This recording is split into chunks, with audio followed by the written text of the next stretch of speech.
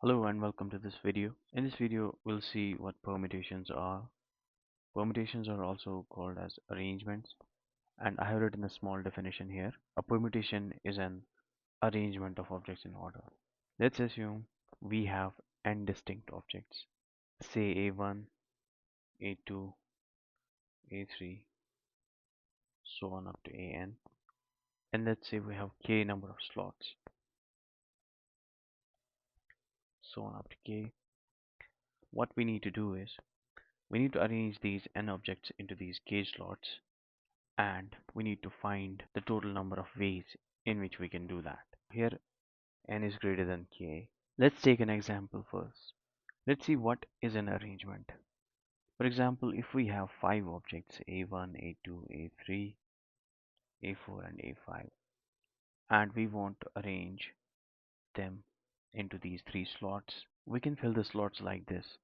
In the first slot we can place a1, in the second a2, a3 in the third.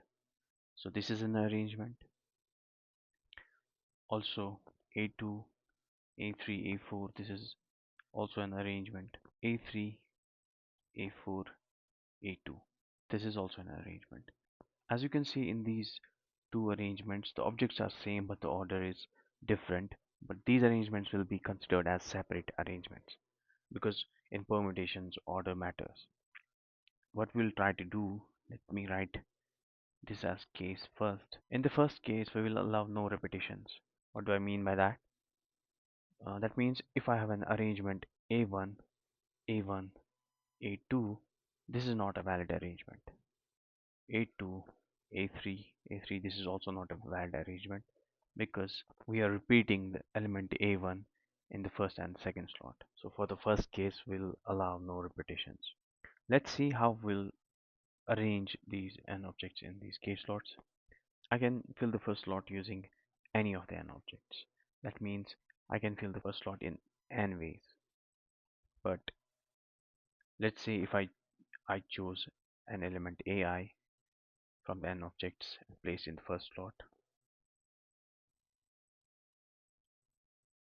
Now, to fill the second slot, I cannot place AI again in the second slot. That because we are not allowing repetitions here. So to fill the second slot, we cannot choose AI. Let's say we choose another element AJ in the second slot. That means there are n minus 1 ways to fill the second slot, and similarly n minus 2 ways to fill the third slot. As you can see a pattern here.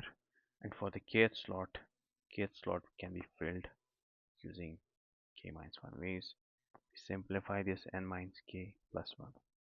So the total number of permutations will be equal to n into n minus 1 into n minus 2 and so on up to n minus k plus 1.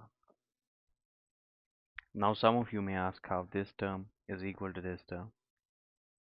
This is how. Now there is a special case for this case 1 where n equals k.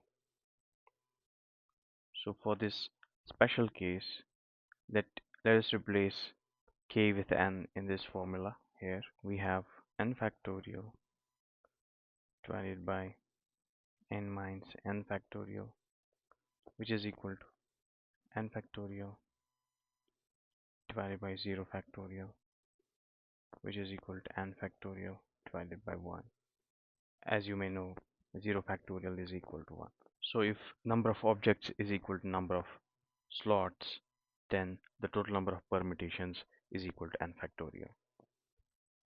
Now let us look at another case, case 2. In case 2, we'll allow unlimited repetitions. Now we have to calculate the number of permutations given n objects and k slots when unlimited repetitions are allowed. We can have arrangements like a1, a1, a2 if k equals 3 and n equals, let's say, 10. We can have a1, a1, a1.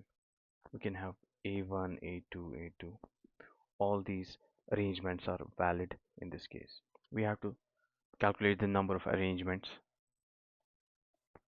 so on up to k. In this case, to fill the first slot, we can fill the first slot in n ways. Let's say we fill the first slot with AI. We can fill the second slot with AI as well, because we can have unlimited repetitions here. That means the second slot can be filled by n ways as well, and so on. The kth slot can be filled using n ways as well. That means the total number of permutations will be equal to n power k. So that's it. In the next video, we'll learn about the third case, which is limited repetitions. Thank you.